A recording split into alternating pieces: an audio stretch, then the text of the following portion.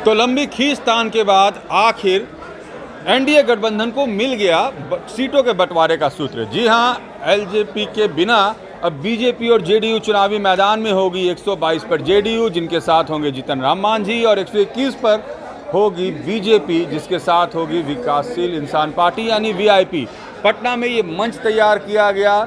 लंबी जद्दोजहद, कई राउंड की बैठक के बाद आखिर जेडीयू और बीजेपी के चुनाव चिन्ह के साथ प्रधानमंत्री की तस्वीर, बीजेपी के राष्ट्रीय अध्यक्ष की तस्वीर, सुशील कुमार मोदी की तस्वीर, संजय जायसवाल की तस्वीर, और दूसरी तरफ सिर्फ नीतीश कुमार और वशिष्ठ नारायण सिंह की तस्वीर के साथ ये बताया गया कि एनडीए का गठबंधन बिहार में तैयार किया गया है, जिसमें लोक जनशक्ति पार्टी नहीं है। और लोजपा ने जिस तरीके से हमला कर रखा है नीतीश कुमार पर, नीतीश कुमार के लिए परेशानी का सबब वो है कि आखिर उनसे कैसे बचा जाए, क्योंकि जिस तरीके की परिस्थिति बिहार में है, चुनावी गहमा गहमी, और यहाँ तक कि जिस समय प्रेस कॉन्फ्रेंस चल रहा था उस वक्त भी चिराग पासवान ट्वीट करके ये कह रहे थे कि अगर हमारी सरकार बनी तो 7 निश्चय में जो घोटाला हुआ है उसकी हम जांच करवाएंगे। और दूसरी तरफ बिहार के मुख्यमंत्री नीतीश कुमार उसी वक्त इसी मंच से यहाँ पर लगातार ये बता रहे थे कि कैसे बिहार में उन्होंने विकास करवाया है। ये जो प्रेस कॉन्फ्रेंस यहाँ पर हुआ, इसमें सीटों के गणित के बारे में तो 2 वाक्यों में बात हुआ, लेकिन पूरे प्रेस कॉन्फ्रेंस में सुशील मोदी हो, संजय जायसवाल हो, भूपेंद्र यादव हो या नीतीश कुमार हो,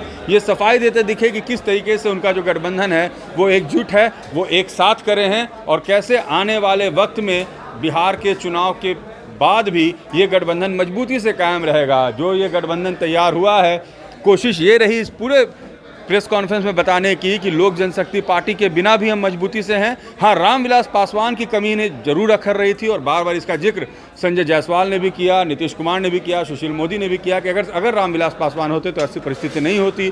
और नीतीश कुमार के जब तेवर तल्ख हुए तो उन्होंने यहाँ तक कह दिया कि अगर रामविलास पासवान आज राज्यसभा में हैं तो उसमें हमारी भी कोशिश रही, हमारा भी देन रहा है, हमारा भी योगदान रहा है, क्योंकि उनके सिर्फ 2 विधायक हैं और हमने और बीजेपी ने मिलकर उनको राज्यसभा भेजा था। उन्हें ये नहीं भूलना चाहिए कि पिछले लोकसभा में अगर उनके 6 सांसद बने तो उसमें हमारी भूमिका रही। हम लोगों ने उनके लिए चुनाव प्रचार किया था, जब वो चाहते थे हम उनके साथ जाते थे, उनके लिए प्रचार करते थे। और आज की परिस्थिति में चिराग पासवान का ये मोर्चा खोले रखना नीतीश कुमार को नागवार गुजर रहा है। वो बार बार कह रहे हैं कि जिसे जो मन है वो कहें, हमें उससे फ़र्क नहीं पड़ता, लेकिन हम काम करते रहेंगे। एक और ख़ास बात जो इस प्रेस कॉन्फ्रेंस में हुई वो ये हुई कि प्रधानमंत्री के चेहरे को सिर्फ 4 पार्टियां इस्तेमाल कर सकती हैं। यानी ये जो मैसेज है ये लोजपा और चिराग पासवान को दिया गया है कि भले ही वो केंद्र में इनके साथ हों, मगर बिहार के चुनाव में नरेंद्र मोदी की तस्वीर जेडीयू, बीजेपी, हम और वीआईपी के अलावा कोई इस्तेमाल नहीं करेगा। कोई यानी विपक्ष तो नहीं करेगा। लोजपा को ये संदेश है कि बिहार में वो साथ में नहीं है, सो बिहार में प्रधानमंत्री के चेहरे का इस्तेमाल वो ना करें। खैर, राजनीतिक बिसात बीत चुकी है, आमने सामने अपने भी हैं और विरोधी भी हैं। इस बार चुनाव दिलचस्प होगा। चिराग पासवान कैंडिडेट कहाँ उतारते हैं, कैसे उतारते हैं, नीतीश कुमार की खिलाफत कैसे करते हैं, बीजेपी कैसे खुद का बचाव करती है, नीतीश कुमार का बचाव कैसे करती है। चुनाव का गणित बदल चुका है। ये जो मंच है, ये मंच महज एनडीए की एकजुटता का मंच नहीं है, बल्कि ये बताने के लिए है कि एनडीए के विरोध में इस बार गैरों के साथ साथ अपने भी खड़े हैं, और ये एनडीए के लिए सबसे बड़ी चुनौती है। देखना ये है कि आने वाले वक्त में दरअसल इस पूरे चुनावी प्रक्रिया में नीतीश कुमार जाते कैसे हैं, लोगों को समझाते कैसे हैं। कोरोना काल है, बंदिशें हैं, पब्लिक मीटिंग आप ज़्यादा कर नहीं सकते। बिहार के लोग वर्चुअल मीडियम में अभी भी बहुत ज़्यादा उसके अंदर वो नहीं समा पाए हैं, उसको नहीं समझ सके हैं।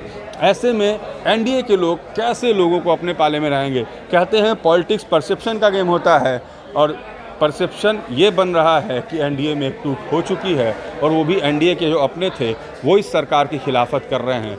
सो ये चुनौती होगी। फ़िलहाल कैंडिडेट्स के लिस्ट फाइनल कर दिए गए हैं। कोशिश ये की गई है कि जो लोग थे, जो बीजेपी के जो भी मंत्री थे, उनके सीट को रिटेन किया गया है। कई ऐसे विधायक हैं जिनको कोशिश ये की गई कि उनको रिटेन ही किया जाए, बदला ना जाए सीट के। लेकिन हाँ, जेडीयू ने अपने 3 सिटिंग विधायकों की सीट काट दी है, टिकट काट दिया है। जो बाहर से आए थे उन्हें तवज्जो दिया गया है पार्टी में, चाहे वो जेडीयू हो या बीजेपी हो। साथ में कोशिश ये है अब लोगों की कि जिन्हें जेडीयू और बीजेपी में जगह नहीं मिली है वो चिराग पासवान के खेमे में चले जाएं। चिराग पासवान सबको खुले दिल से अपना रहे हैं, चाहे वो पूर्व सांसद हों या फिर पूर्व विधायक हों या फिर जेडीयू और बीजेपी के करीबी नेता हों। जैसे कि बीजेपी के प्रदेश उपाध्यक्ष राजेंद्र सिंह उनके यहाँ शामिल हो गए, वो चुनाव भी लड़ेंगे दिनारा से, उनको सिंबल भी दे दिया गया है। यानी अब लोजपा का दरवाज़ा खुला है, और जो लोग दुखी हैं बीजेपी और जेडीयू से, वो अब लोजपा का रुख करेंगे। यानी बिहार का चुनाव बहुत दिलचस्प और रोचक, नज़रें बना के रखिए, आने वाले 1 महीने बिहार की गहमा गहमी से भरे रहेंगे। वीडियो जर्नलिस्ट सत्येंद्र के साथ रजनीश सिन्हा, न्यूज़ नेशन, पटना।